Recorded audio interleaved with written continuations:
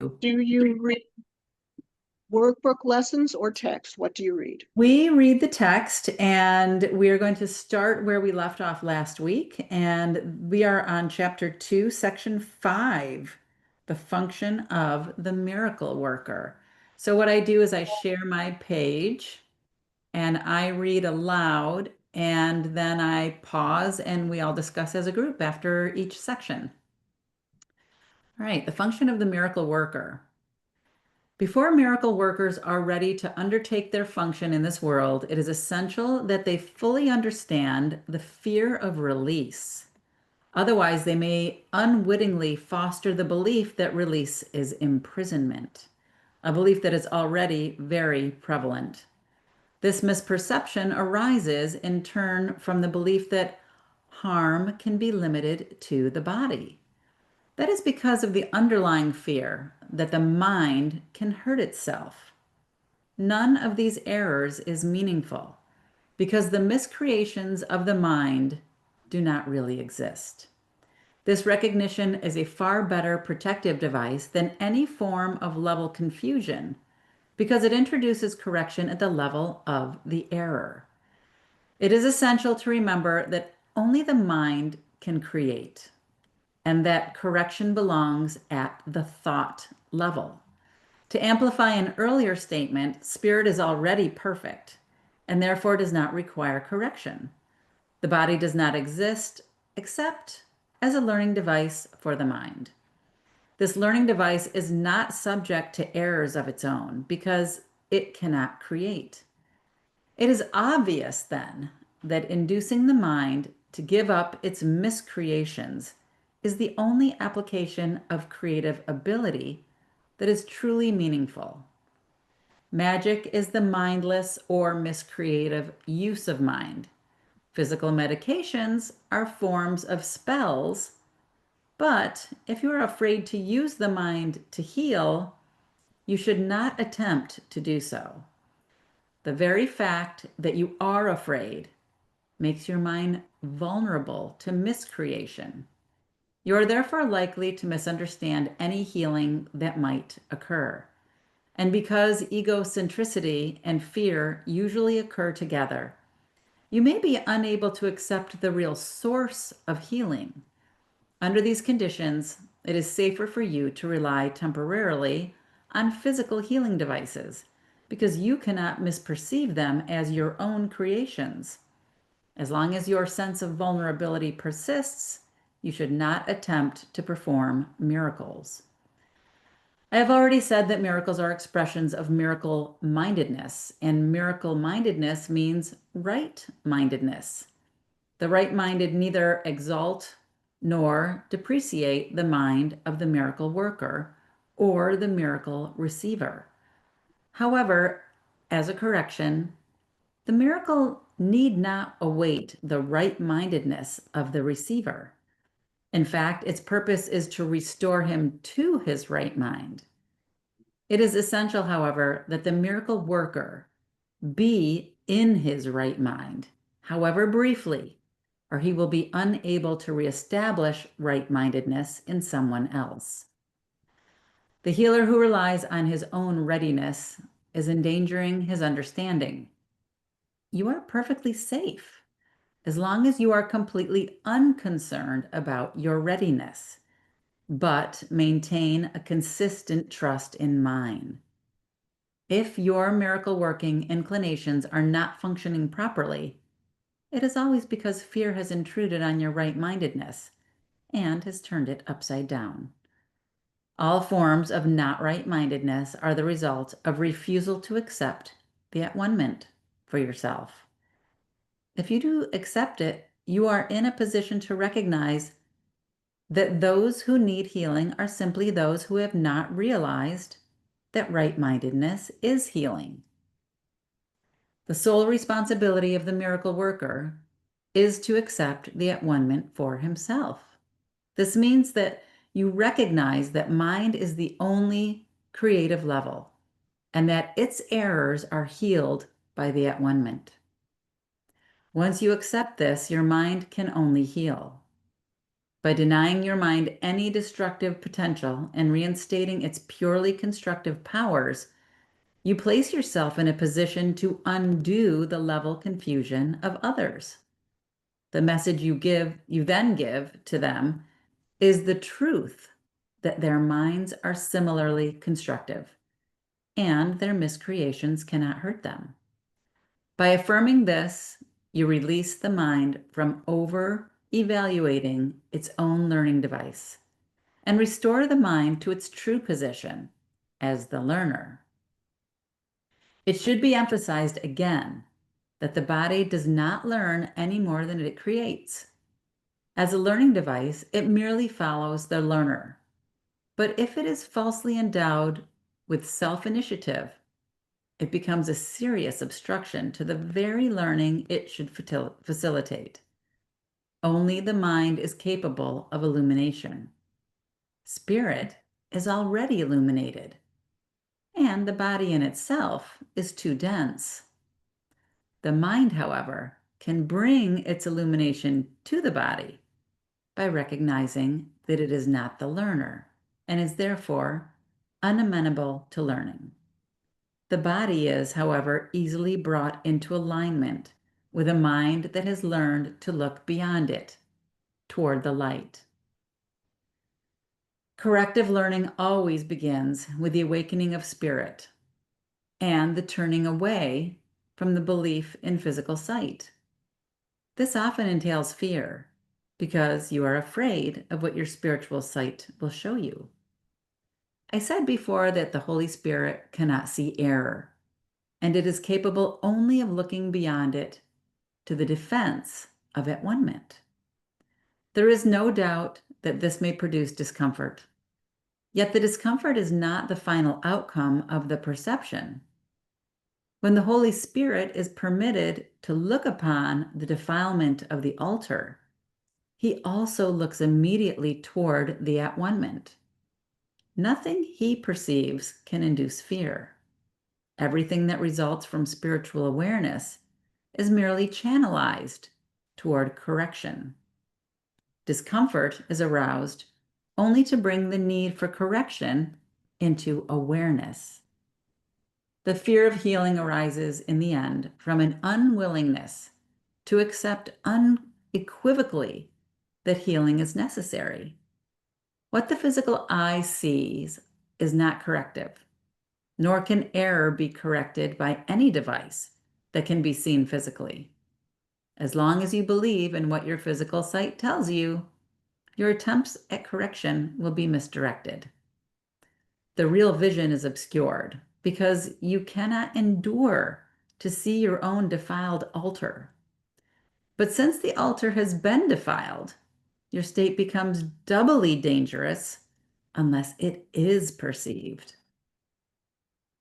Healing is an ability that developed after the separation, before which it was unnecessary. Like all aspects of the belief in space and time, it is temporary. However, as long as time persists, healing is needed as a means of protection. This is because healing rests on charity, and charity is a way of perceiving the perfection of another even if you cannot perceive it in yourself. Most of the loftier concepts of which you are capable now are time dependent. Charity is really a weaker reflection of a much more powerful love encompassment that is far beyond any form of charity you can conceive of as yet. Charity is essential to right-mindedness in the limited sense in which it can now be attained. Charity is a way of looking at another as if he had already gone far beyond his actual accomplishments in time. Since his own thinking is faulty, he cannot see the at-one-ment for himself, or he would have no need of charity. The charity that is accorded him is both an acknowledgement that he needs help and a recognition that he will accept it. Both of these perceptions clearly imply their dependence on time, making it apparent that charity still lies within the limitations of this world. I said before that only revelation transcends time. The miracle, as an expression of charity, can only shorten it. It must be understood, however, that whenever you offer a miracle to another, you are shortening the suffering of both of you. This corrects retroactively as well as progressively.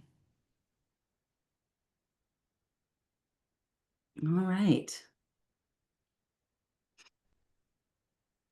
Anybody want to share what came up for them during that reading?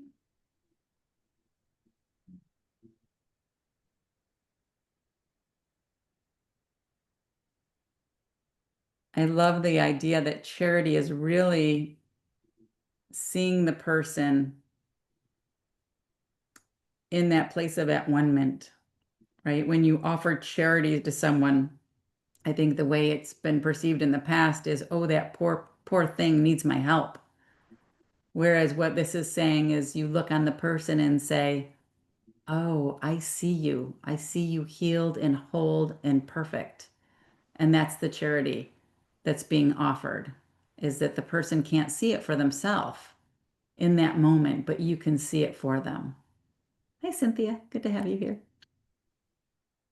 We just finished reading chapter 2, section 5, the function of the miracle worker. I also like the sort of statement of it's already done, because when you take time out of the equation, it is. We are already in heaven. We never left. It's not a place anyway. It's a state of being. And we are inherently that. We are all God, and all contained within that wholeness. But in the world of duality, in this earthly experience, we can use time to think about learning, expansion, enhancement, growth, and ultimately remembering what we allowed to be disconnected by our belief in separation. So that's all here, and we're guaranteed to get, quote unquote, there, because we already were and it never left. Great point. Thank you, Mary, for sharing that.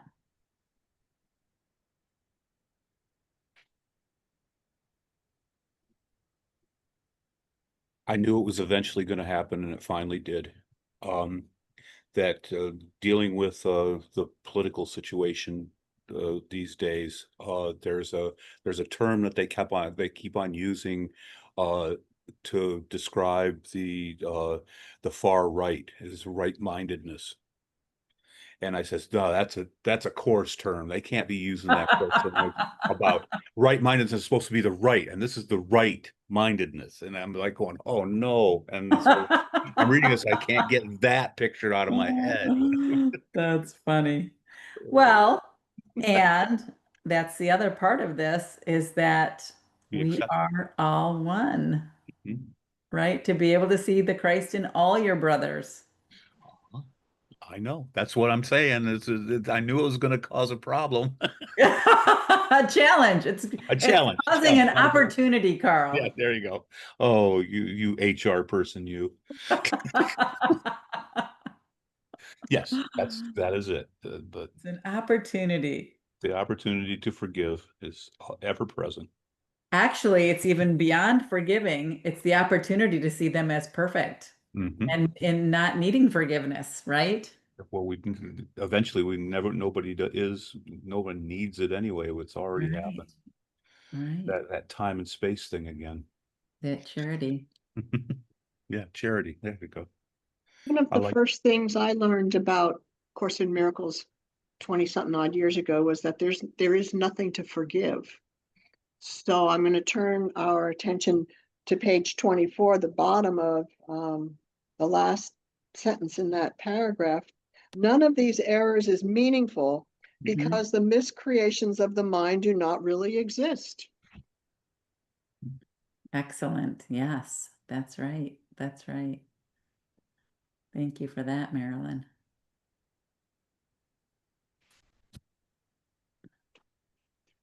Very true. Yes.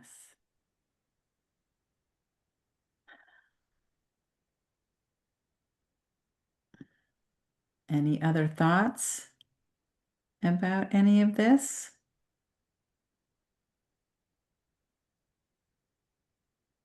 All right, let's keep going then. There's bound to be more conversation ahead. All right. Special principles of miracle workers. The miracle abolishes the need for lower order concerns. Since it is an out of pattern time interval, the ordinary considerations of time and space do not apply. When you perform a miracle, I will arrange both time and space to adjust to it. 2, a clear distinction between what is created and what is made is essential. All forms of healing rest on this fundamental correction in level perception.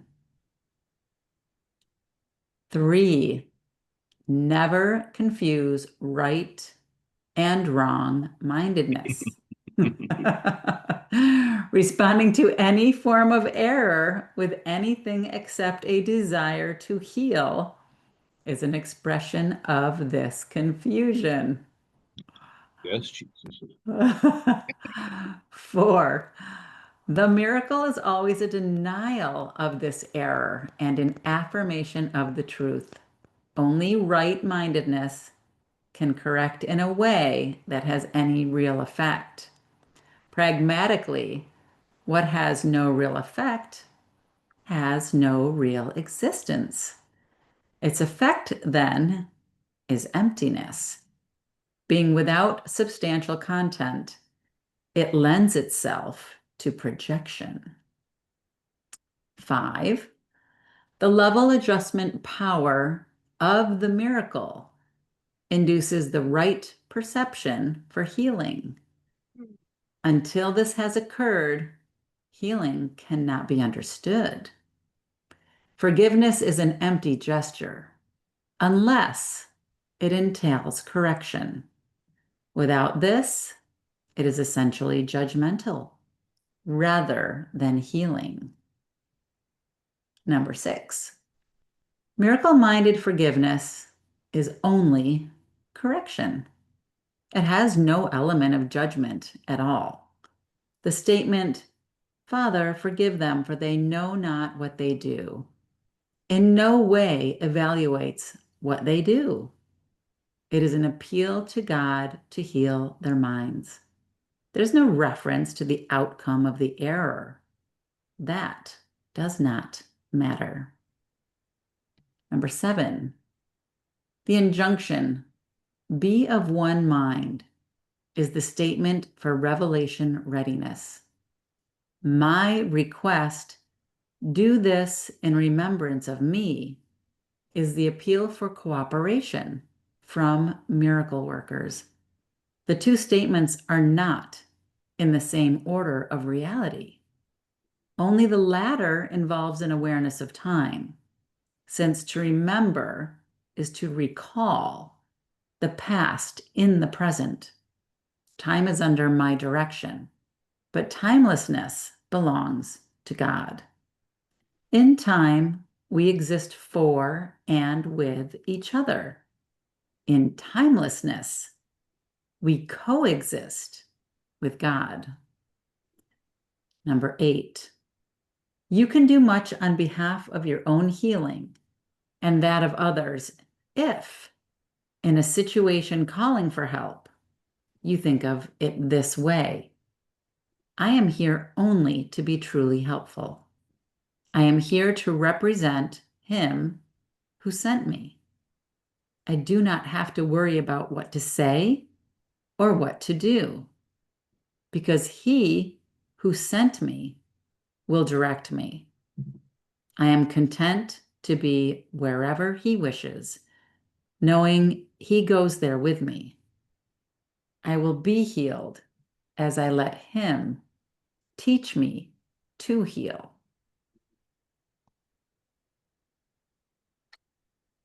I think I need to make that into a poster and hang it in my office.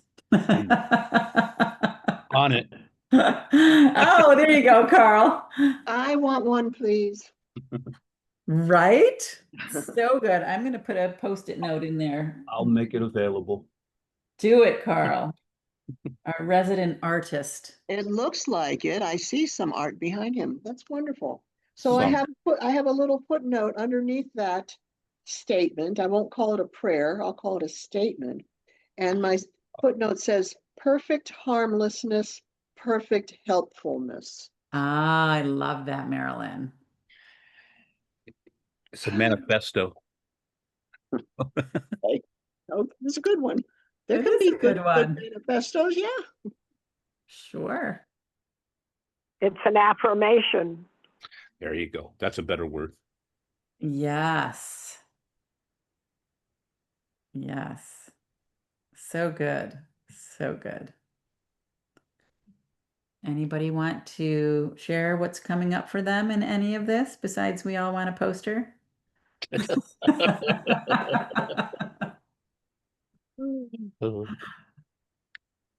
All right, let's go into the juicy fear and conflict, which is coming up next.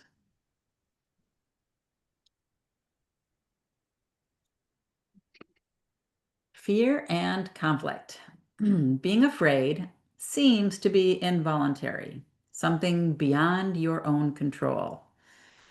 Yet I have said already that only constructive acts should be involuntary. My control can take over everything that does not matter, while my guidance can direct everything that does, if you so choose. Fear cannot be controlled by me, but it can be self-controlled. Fear prevents me from giving you my control. The presence of fear shows that you have raised body thoughts to the level of the mind. This removes them from my control and makes you feel personally responsible for them. This is an obvious confusion of levels. I do not foster level confusion, but you must choose to correct it. You would not excuse insane behavior on your part by saying you could not help it. Why should you condone insane thinking? There is a confusion here that you would do well to look at clearly. You may believe that you are responsible for what you do, but not for what you think. The truth is that you are responsible for what you think, because it is only at this level that you can exercise choice. What you do comes from what you think. You cannot separate yourself from the truth by giving autonomy to behavior. This is controlled by me automatically as soon as you place what you think under my guidance. Whenever you are afraid, it is a sure sign that you have allowed your mind to miscreate and have not allowed me to guide it. It is pointless to believe that controlling the outcome of misthought can result in healing. When you are fearful, you have chosen wrongly. That is why you feel responsible for it. You must change your mind, not your behavior. And this is a matter of willingness. You do not need guidance except at the mind level. Correction belongs only at the level where change is possible. Change does not mean anything at the symptom level, where it cannot work. The correction of fear is your responsibility. When you ask for release from fear, you are implying that it is not. You should ask instead for help in the conditions that have brought the fear about. These conditions always entail a willingness to be separate. At that level, you can help it. You're much too tolerant of mind wandering and are passively condoning your mind's miscreations. The particular result does not matter, but the fundamental error does. The correction is always the same. Before you choose to do anything, ask me if your choice is in accord with mine. If you are sure that it is, there will be no fear. Fear is always a sign of strain, arising whenever what you want conflicts with what you do. This situation arises in two ways. First, you can choose to do conflicting things, either simultaneously or successively. This produces conflicted behavior, which is intolerable to you because the part of the mind that wants to do something else is outraged. Second, you can behave as you think you should, but without entirely wanting to do so. This produces consistent behavior, but entails great strain. In both cases, the mind and the behavior are out of accord, resulting in a situation in which you are doing what you do not wholly want to do. This arouses a sense of coercion that usually produces rage, and projection is likely to follow. Whenever there is fear, it is because you have not made up your mind. Your mind is therefore split, and your behavior inevitably becomes erratic. Correcting at the behavioral level can shift the error from the first to the second type, but will not obliterate the fear. It is possible to reach a state in which you bring your mind under my guidance without conscious effort, but this implies a willingness that you have not developed as yet. The Holy Spirit cannot ask more than you are willing to do. The strength to do comes from your undivided decision. There is no strain in doing God's will as soon as you recognize that it is also your own. The lesson here is quite simple, but particularly apt to be overlooked. I will, therefore, repeat it, urging you to listen. Only your mind can produce fear.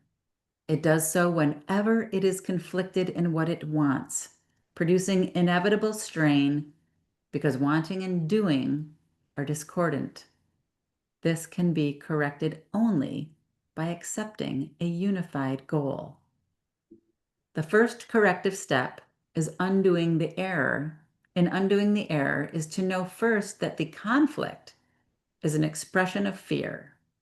Say to yourself that you must somehow have chosen not to love, or the fear could not have arisen. Then the whole process of correction becomes nothing more than a series of pragmatic steps, and the larger process of accepting the at-one-ment as the remedy. These steps may be summarized in this way. Know first that this is fear. Fear arises from lack of love.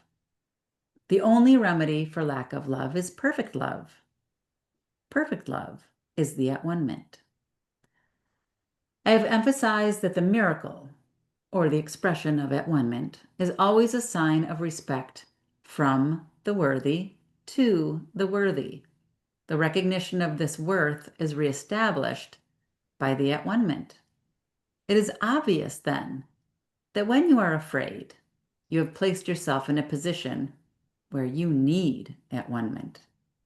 You have done something loveless, having chosen without love. This is precisely the situation for which the at-one-ment was offered. The need for the remedy inspired its establishment.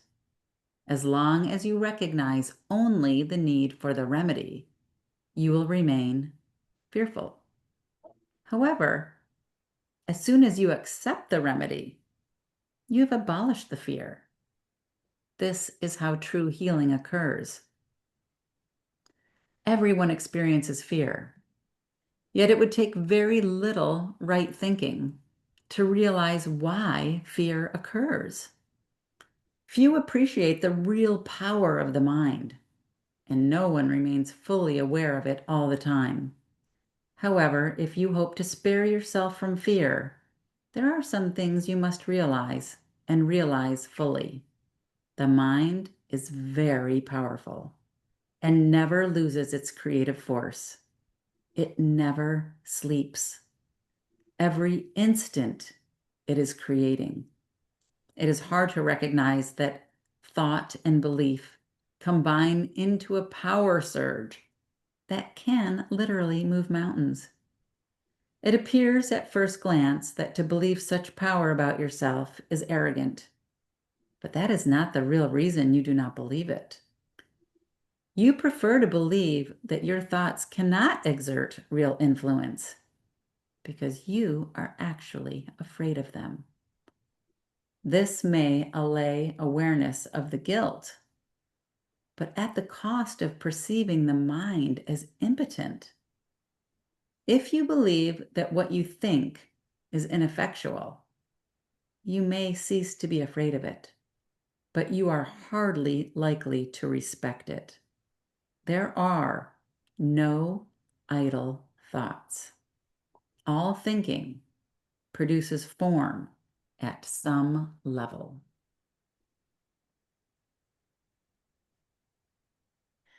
So that reminded me of the latest episode of the telepathy tapes. It was this conversation this woman was having with this young man who is telepathic, and she was, in all practical terms, his student, although started out in this world as his teacher, which we know, of course, in miracles, the student and the teacher are the same. So as it turns out, they're sitting on a train and they're going to a destination, and he says to her, "I want you to move your water bottle." She goes, "What?" He said, "Yeah, I want you to move your water bottle." And she's like, "How am I supposed to do that?" He said, "I want you to think about moving your water bottle." She said, "Just think about it. Just like move it with my mind." He said, "Yes, but not in the way that you would think that it works."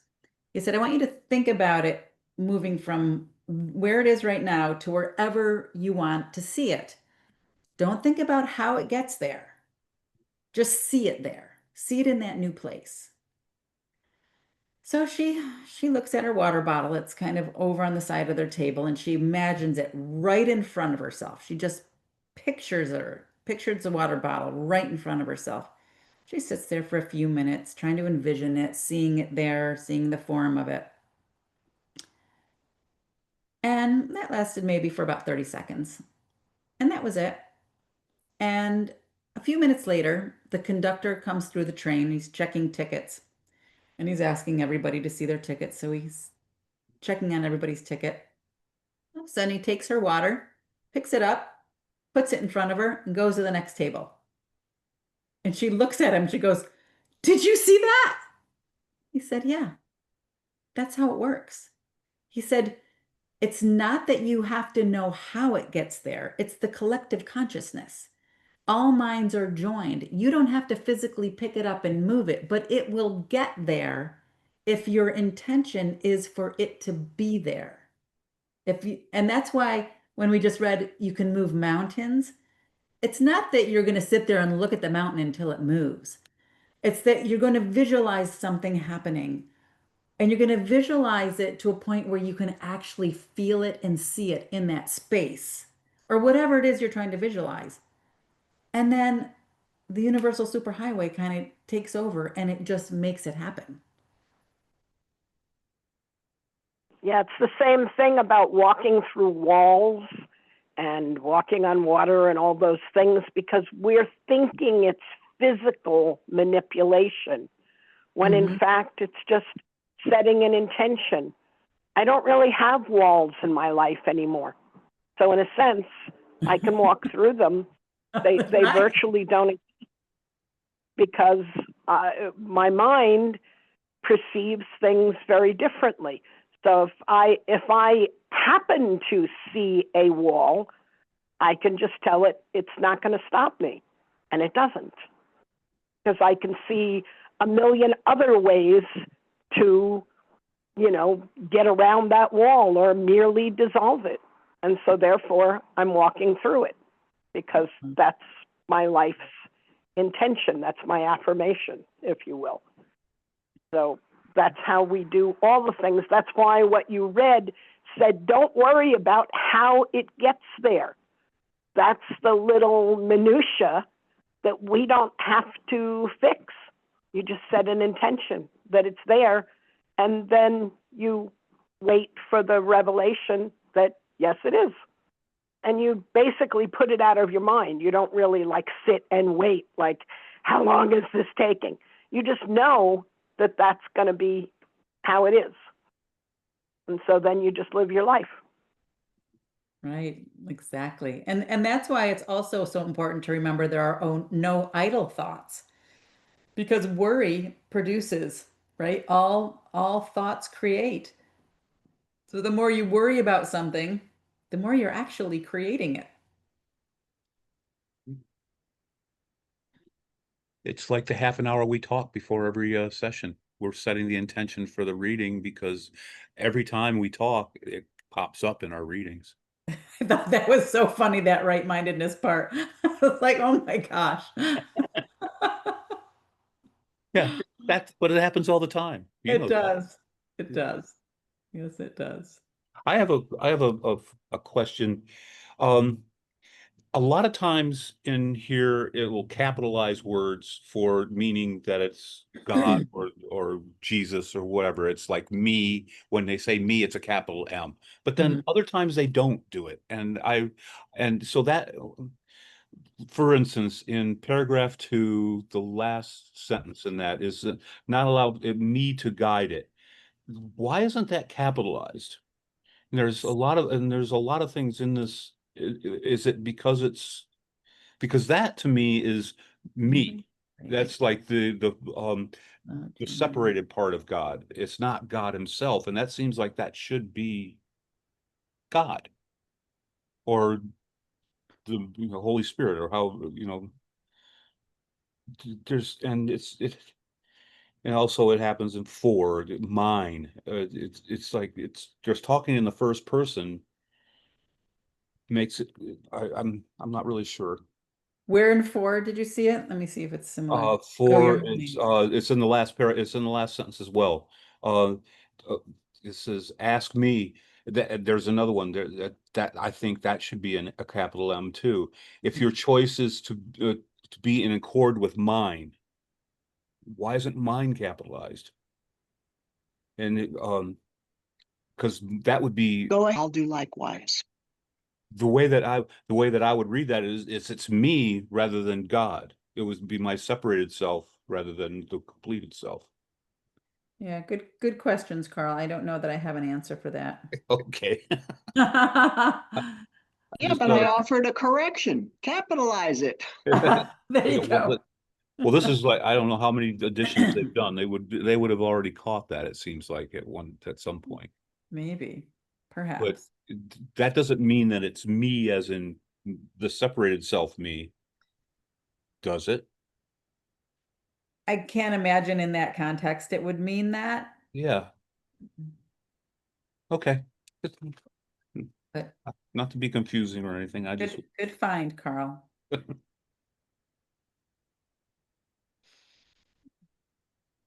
right. Any other thoughts about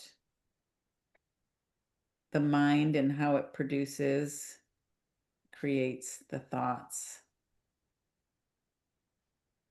I love that it says the mind never sleeps, right? And that's a practice I get into at night, every night before I go to bed. I direct my mind. Um, I give my mind to the Holy Spirit so I can rest in sleep. And I also make a conscious choice to connect with the collective consciousness. before I go to sleep every night. I'm like, okay, I'm going to sleep. I give my body to heal and my mind to be free and explore. And I always ask for a guide. And it's just an intention I set at night just to give my mind something to do. I remember there was always when I was giving my um, workshops, I would say your mind is like a border collie, right? If you've ever seen those dogs, they have so much energy and they're used to herd sheep and cattle, right? They run and run and run and run and they do such a great job because that's what they've been trained for and that's their job and they do it, right? And they're really good at it. But if you were to take those same dogs that are so good at herding sheep and you were to stick them in the living room for a day and shut the door and not give them a job, you'd come home at the end of the day and your living room would be destroyed because they have so much energy, right? Which is the same thing your mind does. When you don't give it a job that's constructive, it tears up the living room, right? So that's why it's so important to be vigilant and give your mind the task of aligning with love. 60,000 opportunities a day, approximately. But you know, those border collies can be the most, mellow, mellow dogs in the world. You know that, but you can't let them do that. You have to train them that way. Right. Keep them in the living room all the time, and then they would be perfectly adapted. They adapt to anything. Well, that's good. Good to hear. All right. Any more conversation, or should we go to the next section, cause and effect? I have a question about where, Carl, was that me that you wanted, that we wanted to capitalize, in which paragraph or which? Two in the paragraph two, Okay, and it's the last. It's the right, last sentence. okay, thank you. Sentence 10. Right, thank you. Are the me's usually capitalized in this? Because I don't remember seeing the me's. I always see him capitalized, but not me. Is it usually capitalized? That's a good question. That is a good question. I'm just curious if, like, Carl, you're asking that because you've seen it before, that the Well, I me know is. that the things that refer to any word that refers to God Mhm. or Jesus, I thought were always capitalized. I thought me would be one of, especially because Right. things how he wrote it. I mean, Yeah, it's his transcribed. It just seems to me that me would be capitalized. that So I makes don't sense. think of Yeah. it as me, as him, Yeah. me. Yeah, that makes a lot of sense. And you're right. But I've only Mm. seen him. I have never seen me. But you're right. It should be. Well, maybe you're right. Maybe they never capitalized me. But we'll see. Well, I actually Googled it. If anybody wants to know the answer. Yes. Yes, Yeah. please.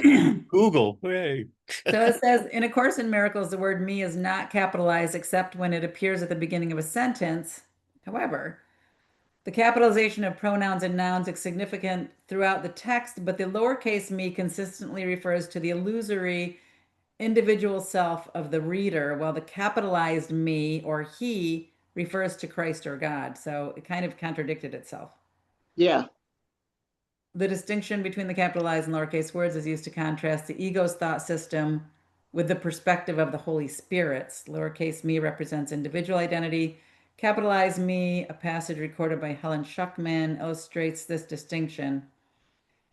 So that was supposed to indicate me as in myself. Doesn't seem like that in No. the context of I that. don't think so. Yeah, no, yeah, no. no. So I think it might have been an error. Typo. Typo. A Carl, correction. you should send it in for editing. Yeah, you should No. correct it. No, I shouldn't. Good question, though. That is a really good question. Like, oh, maybe not. Mm-hmm. Okay. All right. Let's go to the next section. Let me stop you for a moment and go Sure. to paragraph 7. And these steps atonement as the remedy. These steps may be summarized in this way. And I want to add something to number 2. A fear arises from belief in lack of love. Right. Because there is no such thing as a lack of love. That's true. Thank you for letting me share that. Thank All you for these- sharing that. All right. Anything else? Does anybody else have anything they would like to share before we keep going? Okay. Looks like we have time for one more section. These are long sections today. Yeah. Cause and effect. You may still complain about fear, but you nevertheless persist in making yourself fearful. I have already indicated that you cannot ask me to release you from fear. I know it does not exist, but you do not. If I intervened between your thoughts and their results, I would be tampering with the basic law of cause and effect, the most fundamental law there is. I would hardly help you if I depreciated the power of your own thinking. This would be in direct opposition to the purpose of this course. It is much more helpful to remind you that you do not guard your thoughts carefully enough. You may feel that at this point it would take a miracle to enable you to do this, which is perfectly true. You are not used to miracle-minded thinking, but you can be trained to think that way. All miracle workers need that kind of training. I cannot let you leave your mind unguarded, or you will not be able to help me. Miracle working entails a full realization of the power of thought in order to avoid miscreation. Otherwise, a miracle will be necessary to set the mind itself straight, a circular process that would not foster the time collapse for which the miracle was intended. The miracle worker must have genuine respect for true cause and effect as a necessary condition for the miracle to occur. Both miracles and fear come from thoughts. If you are not free to choose one, you would also not be free to choose the other. By choosing the miracle, you have rejected fear, if only temporarily. You've been fearful of everyone and everything. You are afraid of God, of me, and of yourself.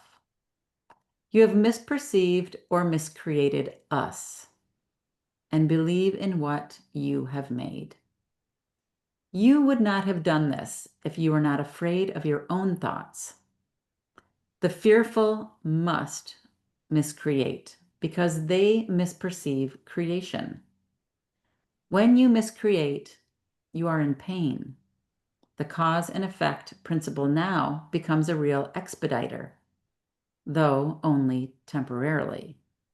Actually, cause is a term properly belonging to God, and his effect is his Son.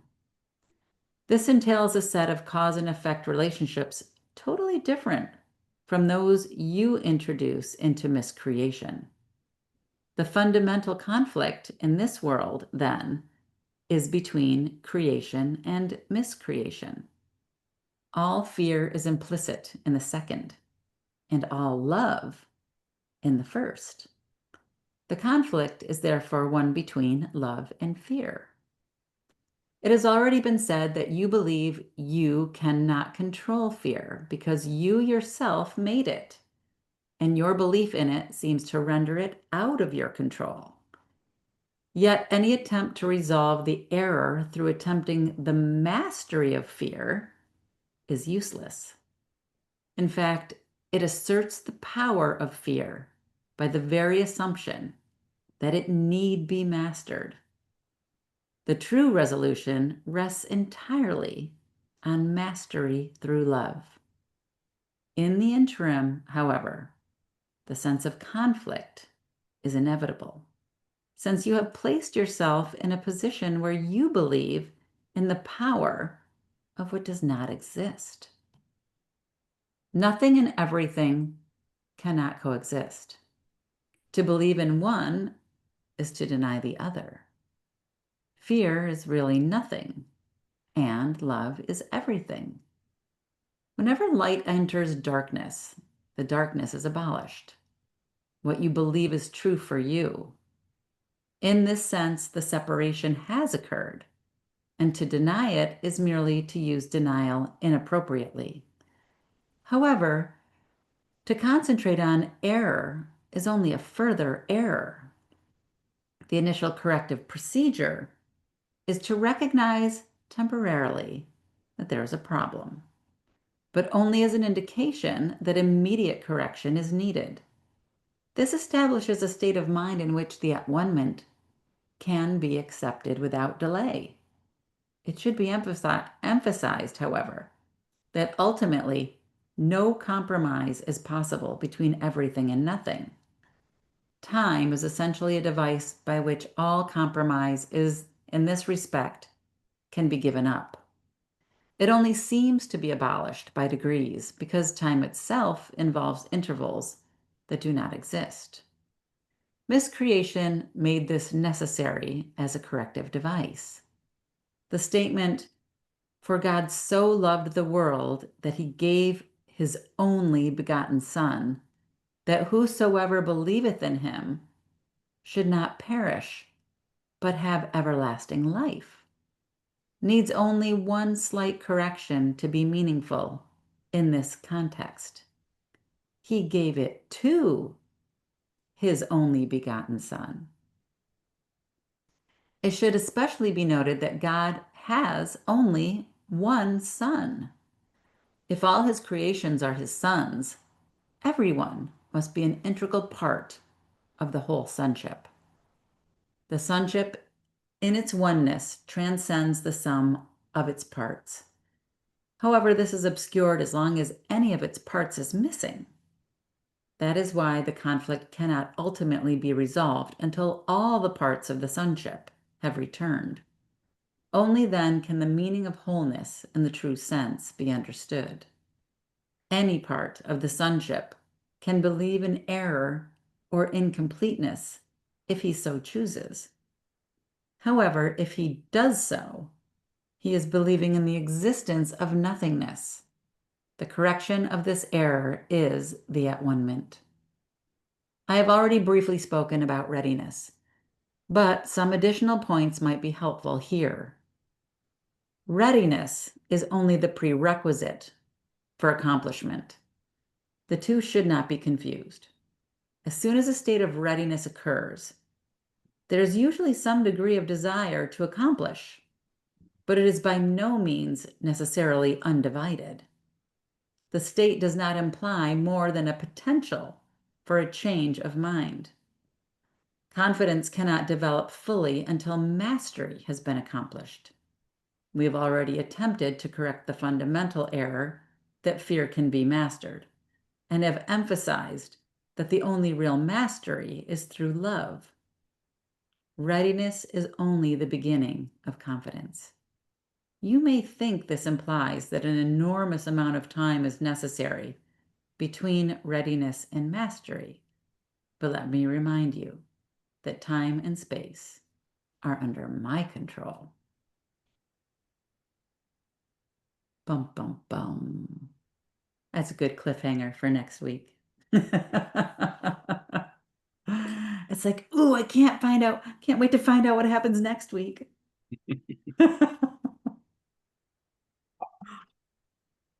I mean, that's a really good thing for us all to remember, is that everything, no exceptions, are part of the whole.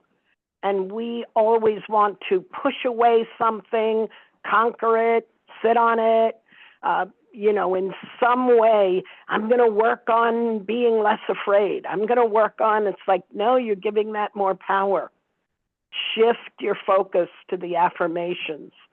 Shift to, I am love, I see love, I am love, I am being the state of love, or the state of peace, really, which the state of peace, we feel it as joy, and then that joy is such an energy, it comes out as love. And so when that becomes our focus, the rest naturally shifts into its natural position that's not in duality. But we get to experience its shift, because we've changed our focus. If we keep focusing on what we don't want, we're actually continuing to bring it to us, because existence itself cannot be in a state of non-existence unless there's just something that's, more powerful, if you will, or more attractive. And that's love takes that place of fear, and it expresses it in us as a knowing. Great point, Mary. It's the paradox, right?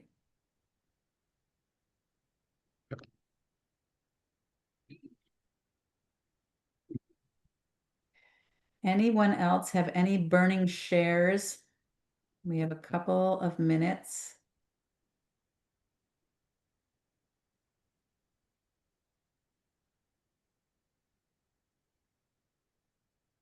All right.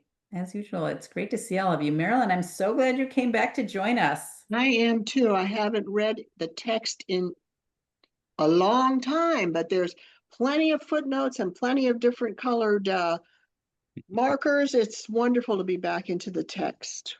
Thank Good. you. And just so you know, when we read all the way through the book. The only thing we don't read is the workbook lessons, because they're Right. meant to be done one after the other. So if we were to be reading lesson 250 and you're on lesson 25, it wouldn't be helpful. But I Right, do. and that's how the local group is doing it. They just go one by one, even though it's not corresponding with the daily. Yeah, So, I do encourage everyone to read the lessons daily or as often as they can. Obviously, it's just such great opportunity to experience what is being conveyed. I think the experience is so important. Yeah, and then we go all the way through to the workbook for students, and we read all of the supplements and all the things. So yeah, I don't even you know. mean the manual for teachers, right? The manual for yeah, not the workbook for students. Yes, we don't do that. The manual for teachers, we read, yes, everything. The manual for teachers, the prayer, yeah, all the things. The psychotherapy, the song of prayer, and even the clarification of terms, which is also very helpful. Okay, I guess with that, we'll close. Great to see everyone. Thank you for coming. Thank you, Terry. Thank you, everyone. All right, then we will see you next week. Namaste. Let's go. Yeah, love it. Bye. All right, bye.